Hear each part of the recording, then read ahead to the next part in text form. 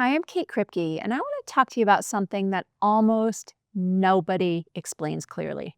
If you think your postpartum anxiety is just hormones or lack of sleep, you might be treating the wrong problem. And that's why nothing you've tried has created that lasting, sustainable relief. In the next few minutes, I'm going to show you why therapy, more self care, and even medication haven't fully solved it, and what's actually happening underneath. And I'm going to give you one simple thing that you can do tonight that starts addressing the real root cause. So, I'm a licensed clinical psychotherapist and also a maternal mental health specialist and coach. And for over the past 20 years, I've helped thousands of high achieving women move through postpartum and ongoing anxiety in motherhood without years of therapy and without staying stuck long term. And here is what I see over and over.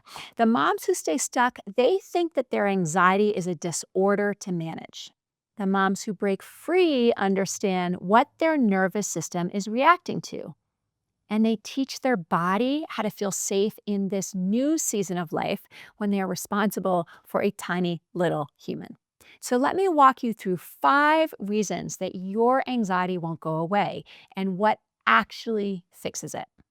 Okay, so first, you are treating the symptom, not the cause. Anxiety isn't the problem. It's a signal, and it's a normal human response to uncertainty and unpredictability, of which there is just so much in motherhood. Your nervous system is reacting to something deeper, the belief that something is bad, that something dangerous is happening. Usually, for most high and overachievers, this danger is actually the emotional discomfort. And here's what no one tells you. Your anxiety, it's actually working perfectly. It's doing exactly what it's designed to do when your body believes that you're unsafe. I have worked with brilliant women, leaders, executives, creatives, physicians who could handle enormous stress at work, but motherhood flattened them. Why? Because at work, you can problem solve your way back to control. Motherhood is full of emotion and uncertainty that cannot be fixed. Think of your nervous system like a smoke detector.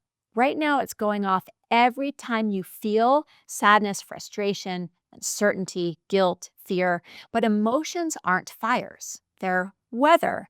They move through unless we treat them like danger. So I want you to ask yourself, when I feel anxious, what am I telling myself it means? For most moms, it's something like, something is wrong.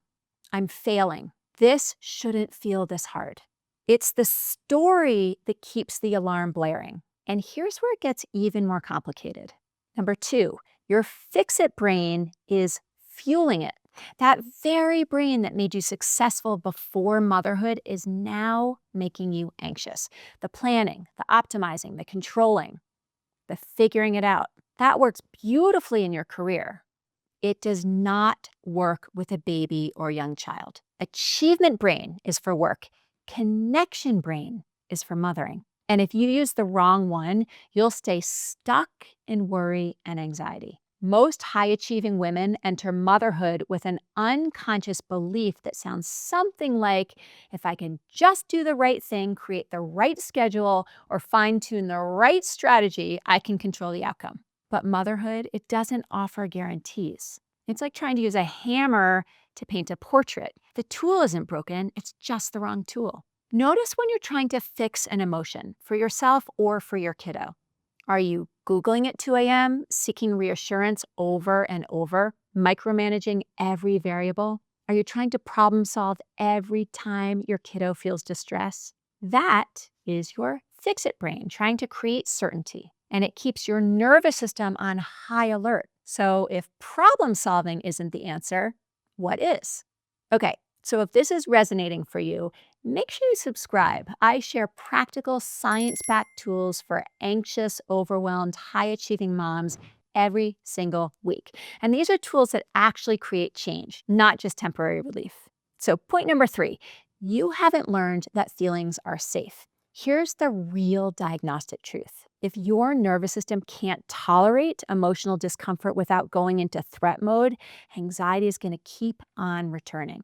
Every single mom feels discomfort, as does every child out there, by the way.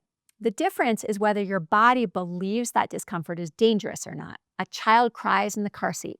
One mom's heart pounds, breath shortens, panic rises. And another mom feels the stress but stays steady. Same baby, same situation, different nervous systems. So ask yourself, when I feel uncertainty, does my body flip into fight or flight? Maybe freeze? Do I avoid or overanalyze uncomfortable emotions? Do my baby's big feelings trigger anxiety in me before I can respond calmly? If yes, then your nervous system hasn't learned that discomfort is safe yet. And this is why coping strategies haven't worked. They're not teaching your body what it actually needs to know. Okay, point number 4, the 90-second truth. Okay, neuroscientist Dr. Jill Bolte Taylor explains that an emotional response in the body lasts about, can you guess? Yeah, 90 seconds, unless you feed it with your thoughts, which most of us do. Your body is built to process emotion quickly. What keeps it alive is the story you layer on top. What does this mean? Is this bad? Am I ruining everything? I had a client who would spiral for hours after her baby had a meltdown. But once she learned to ride that 90-second wave without adding those catastrophic storylines, her recovery time shrank from hours to minutes.